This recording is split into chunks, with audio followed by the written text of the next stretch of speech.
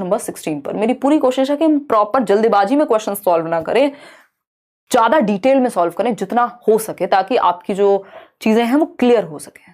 ठीक है ma'am, after listening to your teaching videos without reading books cleared my CTET, thank you ma'am. यार इतना अच्छा लगता है ना रमेश, पता नहीं कितने सारे लर्नर्स हैं जो पिछली बार सीटेट क्लियर करके गए हैं, अभी भी आके वो कमेंट कर रहे हैं, उनको मतलब बस थैंक यू कहना है। ये कृतज्ञता बोलते हैं इसको, कि आपको कहीं से रत्ती भर का भी फायदा मिला है तो आप उसके लिए कृतज्ञ हैं। बहुत बढ़िया प्रियंका और कुमार प्रखर। चलिए समझे, हम लोग 26,000 लोग जुड़े हुए हैं, खुशी खुशी लाइक सभी कर रहे हैं।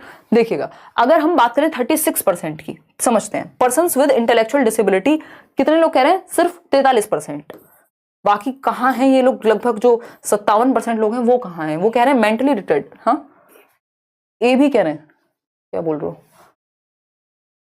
27% लोग बी कह रहे हैं। क्यों कंफ्यूज हैं आप? देखते हैं। According to the rights of persons with disabilities, यानी जो आरपीडब्ल्यूडी एक्ट 2016 है, दिव्यांगजन अधिकार अधिनियम 2016, जिसमें 21 डिसेबिलिटीज यानी दिव्यांगताओं का जिक्र हुआ है। इससे पहले वाला जो एक्ट था वो था कि कई बार क्वेश्चन ऐसे भी आ जाता है कि जो आरपीडब्ल्यूडी एक्ट है, राइट ऑफ पर्सन्स, यानी जो डिसेबल्ड व्यक्ति हैं उनके राइट्स क्या हैं। तो पहले एक एक्ट था PWD act, persons with disabilities, 1995 में ये एक्ट था। टोटल नंबर ऑफ डिसेबिलिटीज जो थी, जो अक्षमताएं थी, वो 7 थी।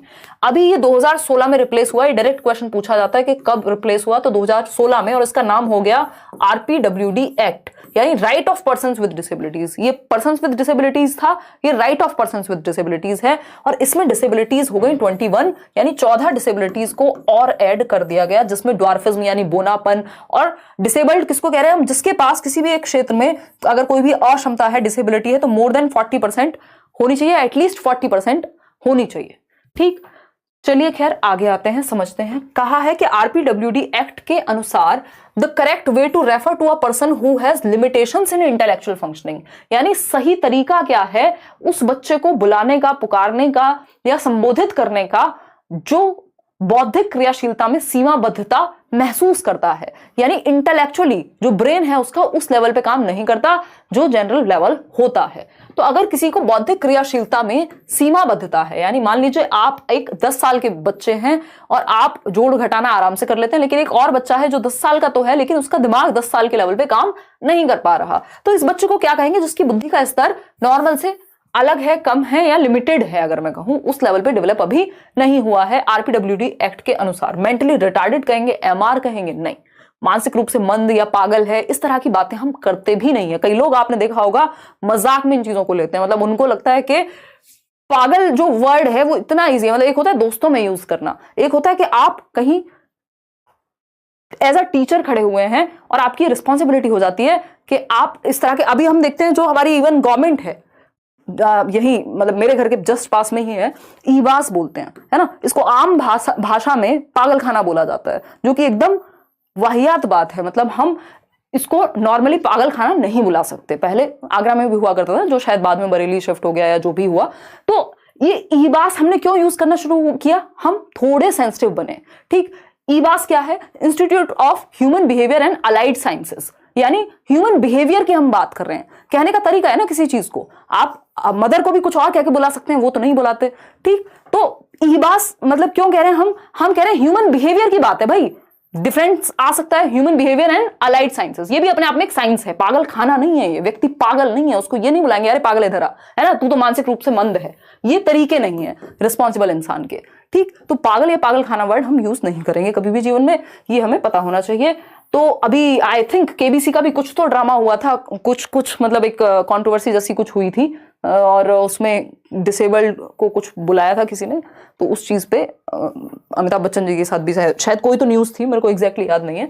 तो ये सेंसिटिव वर्ड्स हैं जो हम, जिनके लिए सेंसिटिव होने चाहिए। एटलीस्ट एक आम व्यक्ति नहीं है, वैसे तो होना तो उसको भी चाहिए, बट एज अ टीचर जो आप लोग सभी टीचर बनने जा रहे हैं, हम लोगों का तो बनता है कि हम क्या रहें, रिस्पॉन्सिबल रहें। एटलीस्ट जब हम क्लासरूम में हैं या फिर अपने बच्चों के साथ हैं, यानी लर्नर्स के साथ हैं। दोस्तों में आप किसी को कुछ कहें, अगर उसको बुरा नहीं लग रहा तो वो उसकी अपनी पर्सनल बात है। ठीक, तो मेंटली रिटार्डेड तो नहीं कहेंगे कि भैया तू तो मंद है, मानसिक मंद बुद्धि है तू तो, ये नहीं कहेंगे हम। अगर उसका लेवल उस लेवल पे डेवलप नहीं भी हुआ तब भी नहीं कहेंगे। पर्सन विद इंटेलेक्चुअल हैंडीकैप, यानी इंटेलेक्चुअल हैंडीकैप वर्ड हम यूज नहीं करते अभी। ठीक, mentally handicap, again handicap word use नहीं होता, डिसेबिलिटी वर्ड हम यूज करते हैं, पर्सन विद इंटेलेक्चुअल डिसेबिलिटी। भैया ये व्यक्ति डिसेबल्ड या हैंडीकैप पूरे तरह से थोड़े ना है, एक एस्पेक्ट में यानी बौद्धिक पक्ष में क्या है, एक डिसेबिलिटी है, अक्षमता है, बाकी तो सारी चीजें है ना, मतलब व्यक्ति ये भी सक्षम है। तो डिसेबिलिटी कई तरह की है, कोई इंटेलेक्चुअल डिसेबिलिटी होती है, किसी को हियरिंग डिसेबिलिटी हो सकती है, सुनने में दिक्कत, किसी को विजुअल डिसेबिलिटी हो सकती है, देखने में दिक्कत। तो डिसेबिलिटी के कई प्रकार हैं। तो D option is the right answer over here, यानी व्यक्ति जिसे बौद्धिक अक्षमता है उसको हम इंटेलेक्चुअली डिसेबल्ड कह रहे हैं यहां पे, लेकिन मेंटली रिटार्डेड नहीं कहेंगे, हैंडीकैप नहीं कहेंगे, सिंपल बात। तो D option is the right answer. कुछ ज्यादा ही डिस्कशन हो गया, मैं भावनाओं में बह गई इस क्वेश्चन पे, क्योंकि मैं कुछ चीजों को लेकर बहुत सेंसिटिव हूं, और जो कि एज अ टीचर या एज अ नॉर्मल सिटीजन भी अगर हम थोड़े से भी रिस्पॉन्सिबल हैं तो हमें होना चाहिए एट टाइम्स, है ना। खैर आते हैं, अगर हम बात करते हैं क्वेश्चन नंबर 17 की, which of the following does not characterize inclusion, यानी इनमें से कौन सी विधि समावेशन के अनुरूप नहीं है, यानी कौन सा मेथड है जो इंक्लूजन को, सबको इंक्लूड करके हर तरह का बच्चा एक क्लास में सीख सके, उसके पक्ष में नहीं है, यानी इंक्लूसिव एजुकेशन के बारे में कौन सी एक बात सही नहीं है, ये हमसे पूछा है और इसी का आप जवाब देंगे। इन 4 ऑप्शंस में से एक जगह पे उत्तर दिया हुआ है। मैंने 96 स्कोर किया है 15 दिन आपकी क्लास देखकर, पूजा संग कह रहे हैं बहुत ही बढ़िया पूजा। 84% लोग कह रहे हैं डी ऑप्शन है। चलिए समझते हैं, पूछा है इंक्लूजन को क्या प्रमोट नहीं करता, यानी इंक्लूसिव एजुकेशन के बारे में कौन सी बात सही नहीं है। वेलकमिंग एंड सेलिब्रेटिंग डाइवर्सिटी, ये तो अच्छी बात है कि आप विभिन्नता में एकता की बात कर रहे हैं, हर तरह का बच्चा क्लास में पढ़ सकता है, चाहे किसी को देखने में दिक्कत हो, सुनने में दिक्कत हो, चलने में दिक्कत हो। बी ऑप्शन है enabling children self esteem and confidence to learn, ये तो अच्छी बात है कि आप बच्चे के स्वाभिमान को सीखने के लिए विश्वास को बढ़ा रहे हैं, तो इससे अच्छा और क्या होगा। इंक्लूजन में तो हर बच्चा सीख सकता है, वो अपनी क्षमता के अनुसार सीखेगा, ठीक है ना, सीखेगा। शक्ति क्या कह रहे हैं, I am from Odisha, OTET and CTET both paper form apply कर चुकी हूँ, अभी मुझे पेडागोजी सिर्फ आपकी वजह से समझ आ रही है। थैंक यू मैम, बहुत बढ़िया शक्ति रूपा। आप लोग देश भर से, कभी असम में पेपर होता है तो वहां से रिजल्ट्स निकल के आते हैं, कभी अभी लास्ट टाइम मुझे याद नहीं आ रहा कौन सी जगह थी, बिहार से लेके और अलग अलग स्टेट्स में, वो बड़ा अच्छा लगता है देख करके। चलिए खैर आते हैं, डी ऑप्शन कह रहे हैं 83% लोग। तो enabling children self esteem and confidence to learn, यानी सब बच्चों में स्वाभिमान और सीखने के प्रति आत्मविश्वास बढ़ाने, बहुत खुशी की बात है। सी ऑप्शन है removing physical social and attitudinal barriers, यानी शारीरिक सामाजिक और प्रवृत्ति संबंधी बाधाओं को दूर करना। ठीक है, बैरियर्स नहीं होने चाहिए, है ना, कि बच्चों को अगर शारीरिक समस्या है तो आप उसको सिखा नहीं सकते, इस तरह के बैरियर्स खत्म होने चाहिए। Having separate school for children with hearing impairment, याद रखिएगा एक वर्ड है इंक्लूजन और इसका जस्ट ऑपोजिट वर्ड है सेक्लूजन। ठीक, डी ऑप्शन इसका सही उत्तर है कि आप सेपरेट स्कूल नहीं बनाएंगे, ऐसा नहीं है कि किसी बच्चों को देखने में दिक्कत है तो उसको अलग से ब्लाइंड स्कूल भेजेंगे। ठीक, इंक्लूजन एक वर्ड है, समावेशन, ये ध्यान से समझ लीजिएगा, आगे तक 5 नंबर का आता है समावेशी शिक्षा, तो जरूरी है कि आपको पता हो। समावेशन, इंक्लूड करना, यानी सभी को एक साथ सिखाना, इंक्लूड करना, लेकिन इसका जस्ट ऑपोजिट वर्ड है सेक्लूजन। सेक्लूजन, ठीक, यानी अलगाव। क्या कहेंगे इसको, अलगाव, यानी अलग थलग कर दो बच्चे को। जिस बच्चे को देखने में समस्या है उसको ब्लाइंड स्कूल भेज दो या दृष्टिबाधित बच्चों के स्कूल भेज दो, ये क्या है, खराब तरीका है।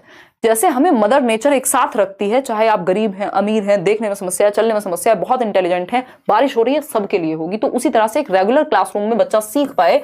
एजुकेशन फॉर ऑल, यानी सभी के लिए शिक्षा, education for all in schools for all, या फिर रेगुलर स्कूल में, एक सामान्य स्कूल में हर बच्चा सीख पाए। आप अपने स्कूल में या सिस्टम में चेंज करते हैं, बच्चे में नहीं। एक और वर्ड है सेक्लूजन के लिए, वो वर्ड क्या है हमारा, सेग्रीगेशन। सेग्रीगेशन यानी अलगाव, तो अलगाव प्रकृति के नियमों के खिलाफ है, यानी segregation is against the law of nature. तो segregation word, seclusion word, separate करना वर्ड जहां दिखे समझ जाइएगा, इंक्लूजन का या इंक्लूसिव एजुकेशन का दुश्मन है ये। ठीक है, नेगेटिव वर्ड है ये अपने आप में, अगर आप नेगेटिव और पॉजिटिव वर्ड से समझना चाह रहे हैं, जिसपे एक सेशन हम अलग से करेंगे, प्रीवियसली किया है। अरुणाचल प्रदेश से देख रहे हैं अनु, बहुत ही बढ़िया, ठीक है, सही है, सही है। चलिए बहुत बढ़िया, आगे बढ़ते हैं अब इसी बात पे। आपने भर भर के लाइक कर दिया है आज, हालांकि वो बात अलग है, अभी 25,000 लोग हैं, अभी